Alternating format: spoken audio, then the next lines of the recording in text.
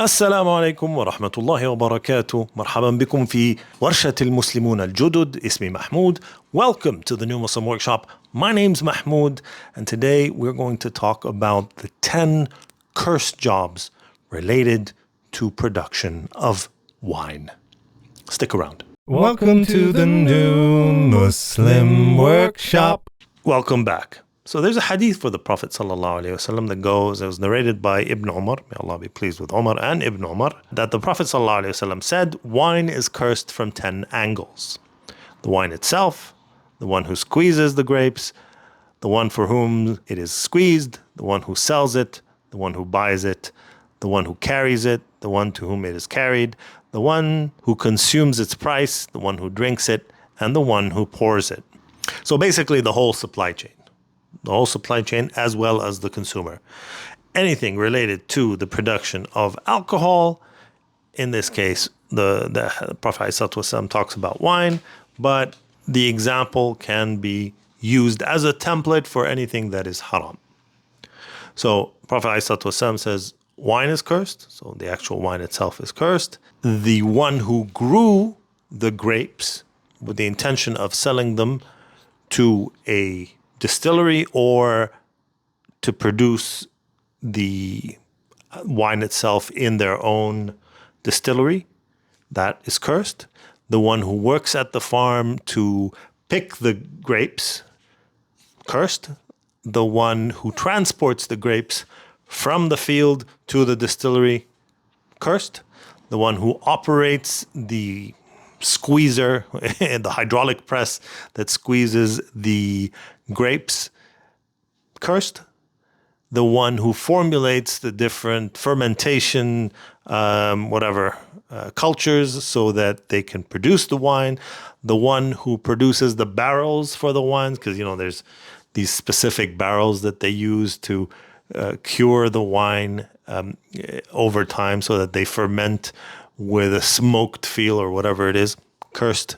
Then you have the wine itself being bottled, the one who makes the bottles, the one who designed the label, the one who packaged the whole thing together, the one who transports the alcohol all the way to the depot that sells the alcohol, the restaurant that buys the alcohol, the owner of the restaurant that makes money off of the sale of the alcohol, the person that carries the alcohol. So even the waiter that will bring the bottle from inside to the person that's at the table is cursed, and then opens it and then pours it to the guy that's going to drink it, and then the guy who drinks it. Cursed. You went from something completely halal. Okay? Let's look at all the things that are halal in relation to this. You have the idea of transporting fruit. There's nothing wrong with that. However, with the intention of sending it to a distillery, becomes haram. Your rizq becomes haram. You are somebody who's a designer. There's nothing wrong with designing. You can make juice labels. You can make labels for milk. You can make whatever, packaging. Completely halal job. However, if you understand that you are producing something that will be used for alcohol, you become cursed. You are someone who has a glass factory. Glass comes in many shapes and forms. However, you are producing bottles that will be used to contain wine, which are specific bottles, obviously. And so now that becomes haram. You are somebody that produces glass,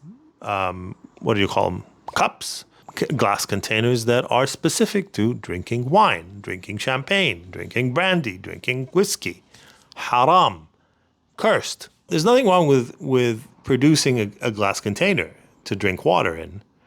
But the moment it becomes specific for wine, it becomes haram. There's nothing wrong with producing bottles. You can have bottles for juice. You can have bottles for water. You can have bottles for energy drinks. Not haram. However, you've decided to utilize that factory of yours, which can produce any number of halal products. You've decided to make it a haram product. And that goes into many, many things. let's look at some of them. You could be a procurement manager at a supermarket. You can be somebody, that goes and purchases from different manufacturers and suppliers of products. There could be absolutely nothing wrong with what you do. But then you go and work for Tesco, or you work for Woolies or Kohl's or Costco, and you are part of the supply chain for purchasing alcohol and selling it at the supermarket.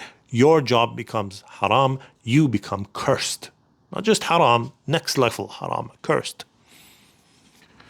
You could be somebody who is a courier, and your job is to be a courier. You move things.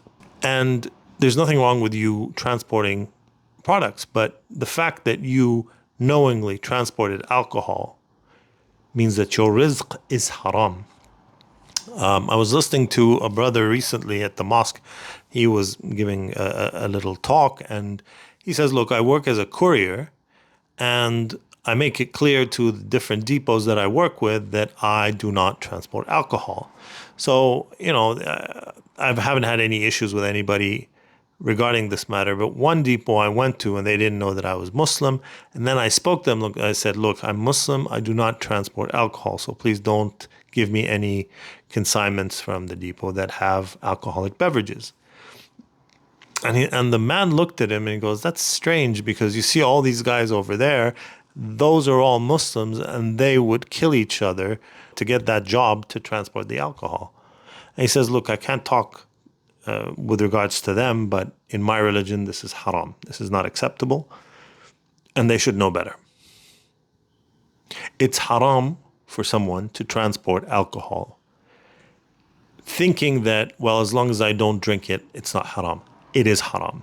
Think about it another way. For example, think about this. If you are somebody who works with computers, you fix networks and systems, etc. Nothing wrong with that. Absolutely halal job. However, you know that your employer just got a contract with a big bank, and they're going to send you to work on fixing the networks, improving the networks for that bank. Your job just went from being halal to haram. That job is haram.